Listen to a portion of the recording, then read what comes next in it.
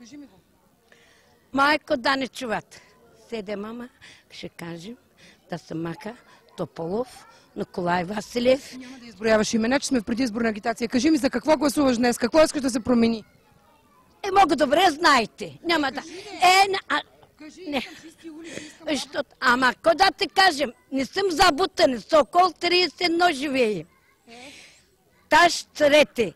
Краката ми виж какво става, защото лавката ми, гараша ми, заведения фана, от собственик ми, то всички знаят. И имаше крави, продаде, остиш. Кажи ми за каква промяна искаш да се гласува? 7. Бе, не 7, това е предизборна агитация. Спри се и ми кажи, бе, чужна. И искам да се гласувам за чисти улици. Чисто лице, Фикрет се пече за избрая за номер.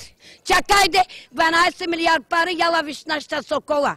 А дозад боклък хвърлят. А пред Генеко става, копай него, взима първи проститутката, апартамент това на никой не гледа. Човек ето Козмов, Мехмет Асан, Октай, дори ги те всички боклук. И що измене? Яшар Исмаил Ахмедов трябва. Не да буде Асанов, Асана жената моя Лели. Колко деца и внуци имаш ти? Аз 6 момче и една момиче. Кой ги храни? Кой ги храни? Женен, малка име, Тодор Живков името. Твоята търговия... Моята 3... Чакай, на кой Тодор Живков името? Малка, на Герги, това точкото.